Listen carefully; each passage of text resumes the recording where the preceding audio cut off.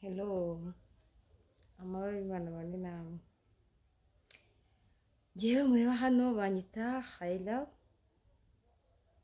Hari ikintu kimeje kubabaza, noneho nkahita mbaha n'igisubizo. Wakora icyo kintu ari ikihe? Nabazaga ngo inshuti yawe ni iyihe? Njyewe mfite abantu tuziranye, nkagira n'inshuti nkeya cyane. Impamvu ni iyihe rero ngira inshuti nke cyane kandi nziranye n'abantu benshi cyane? Impamvu ni uko inshuti yawe wowe uri kureba iyi video ntabwo uzayirebera ngo ni uko muziranye, muhura, muganira. Inshuti yawe ni ibyigukorera. Utazavuna abantu, mungire inama, mumfashe. Urabona mfite inshuti, njya mbona abantu bagisha amanama, mfite inshuti ariko inshuti yanjye bla bla bla. Inshuti yawe urayibwira my dear. Inshuti urayibwira kuko inshuti ni ibikorwa igukorera. Inshuti yawe ikubera inshuti ku rwego utagomba no igeze kugira ngo yitwe inshuti nuko igeze ku rwego utagomba no kubishidikanya. Niba uri kubishidikanya kuko hari ibyo idakora, kubitabikora rero ni umuntu usanzwe, ni umuntu muziranye ariko ntabwo ari inshuti yawe. Ni umuvandimwe se ariko ntabwo ari inshuti yawe, kuko no mu nshuti habamo no mu bavandimwe harimo inshuti zacu. Akaba ari umuvandimwe wanjye yorore n'Imana yayigennye, ariko akaba ari n'inshuti yanjye.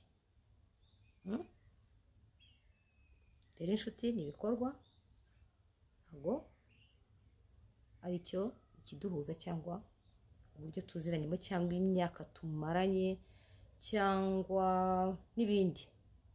Ni ibikorwa byawe nibyo bizakugira inshuti yanjye. Hanagira n'umwanya nguha rwose, kuko no mu nshuti zirarutana. Uri inshuti nyine ya mbere, ya kabiri, ya gatatu, ya kane, hari n'abahurira ku mwanya umwe. Kavuga aba bantu ni abashuti banjye,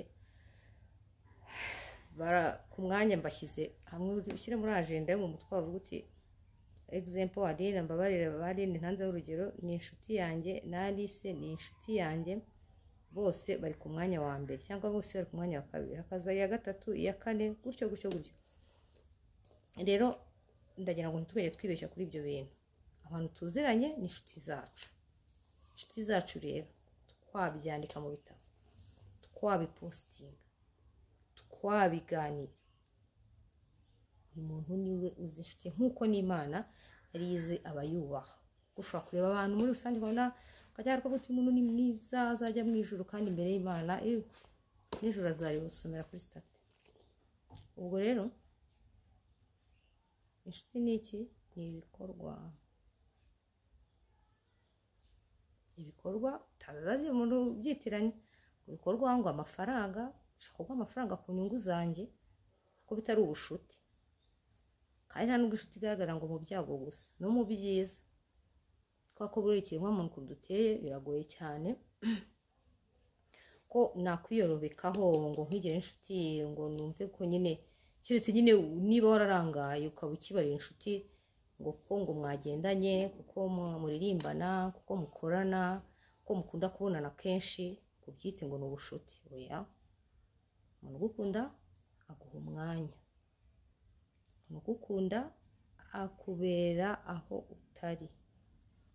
Nubwo inshuti zabuze, wenda ushobora kuba twese tunabaho gutya nta n'inshuti tugira, ariko njye ndayifite mfite inshuti. Inshuti yanjye ndagushuhuje kandi ndagukunda cyane. Nakwanditse ahantu muri agenda yo mu mutwe kubera ibikorwa ukora. Hari ibintu umuntu akora ukabona ko ari inshuti yawe atabyihatiriza. Kandi natwe tuvuga ubushuti tuke tuba twumva tumekinga ashobora ko natwe turimo inshuti. Yabuze hari igihe uba utarimo inshuti, nta n'umuntu wakwiteza bitewe n'uko utabishobora iby'ubushuti. Ndabashuhuje, ndabashimiye. Duhurire kuri channel ya Hayla TV show. Nyamuneka mukore subscribe, musacinge Hayla TV show. Hagiye kujyacaho ibiganiro bitandukanye, tugirana inama n'ikiganiro cyitwa uko mbyumva. Muzajya mugezwaho nanjye Hayla, kandi kizadufasha. Nzajya mbabwira uko mbyumva, namwe mumbwire uko mbyumva, twubakane. buzima, tubeho neza twishimye, nta depression, nta stress, twimare stress, tugirana inama n'ibindi bintu byiza bitandukanye muzasanga kuri Hayla TV show. Ndabakunda.